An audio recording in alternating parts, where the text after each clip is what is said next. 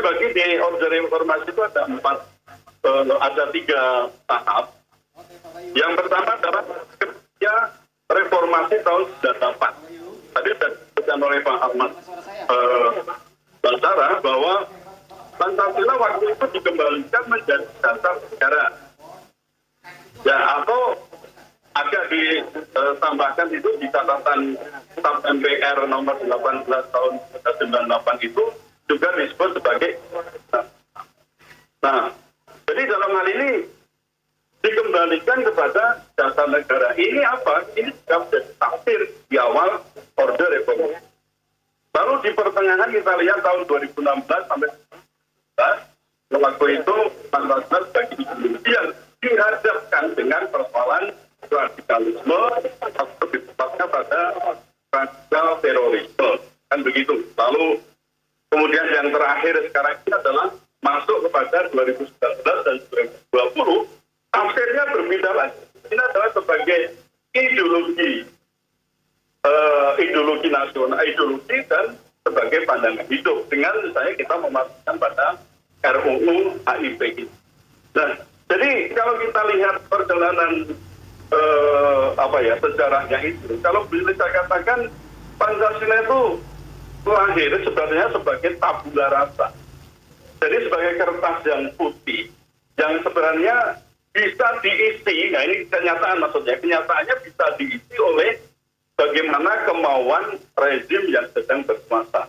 Nah, ketika kita menafsirkan itu kemudian jadi tafsir tunggal, maka disinilah bahayanya anti Pancasila itu yang sudah tadi dijadikan Tapatol ini sekarang mau jadikan undang-undang, rawan sekali untuk dijadikan alat gebuk terhadap orang-orang yang berseberangan atau yang tidak sepakat dengan, maksudnya dengan kebijakan pemerintah. Nah, persoalan yang teknis kemarin misalnya mengenai politik hukum tentang menimbang bahwa TAP MPRS nomor 25 tahun 66 itu belum dimasukkan. Kemudian kemarin Sekretaris Jenderal PDI menyatakan, ya Pak Hasto Kristianto, ya ini dari PDI setuju dimasukkan ke dalam bagian menimbang, tapi ada syaratnya. Ada ideologi lain yang dia sebut sebagai khilafahisme dan radikalisme.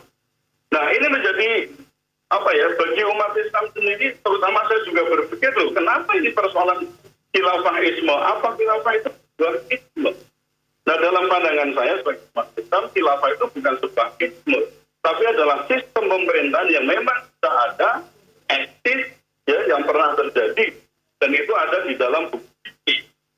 Jadi kalau menjadikan khilafah itu sebagai ajaran yang terlarang, itu sama saja mengkriminalkan ajaran Islam, yaitu tentang khilafah. Nah, kemudian soal radikalisme. Bang Karni saya kira tidak lupa ya, apa yang tertulis apa yang diucapkan atau ditulis oleh Insinyur Soekarno, terutama di buku yang sudah dikodifikasi itu namanya Di Bawah Bendera Revolusi. Itu di halaman 300 sampai 301 itu disebutkan bagaimana hubungan antara mass forming, kemudian radikalisme, dan aksi massa. Jadi waktu itu untuk bisa melawan kapitalisme, liberal kapitalisme itu harus dimiliki kekuasaan. Dan kekuasaan itu mesti berbasis pada satu asas, namanya radikalisme. Ini keyakinan yang dimiliki oleh kaum Marhen, ya. Jadi nanti bisa dibuka di halaman 300 sampai 301, ya, buku Di Bawah Bendera Revolusi. Jadi kesimpulannya begini Bang Karni, jadi terkait dengan RUU HIP ini, menurut saya memang nanti akan menjadi problem tersendiri. Dalam arti, apa yang sudah kita sepakati Pancasila sebagai runor, sebagai sumber dari segala sumber hukum negara, itu akan mengalami downgrade ketika dipaksakan Pancasila itu kemudian ditafsirkan dan dalam bentuk undang-undang.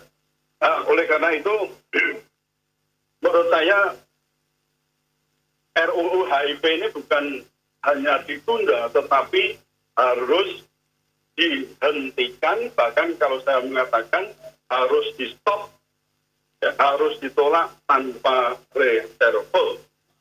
Saya kira sementara itu Bang Karni. Terima kasih. Baik, Profesor Suteki, kita sudah paham apa yang Anda maksud. Terima kasih atas bergabung bersama kami. Sekarang kita ke Pak Ahmad Basara. Pak Ahmad Basara, bisa dengar suara saya? Ya, betul. Bang Karni. Silakan kalau mau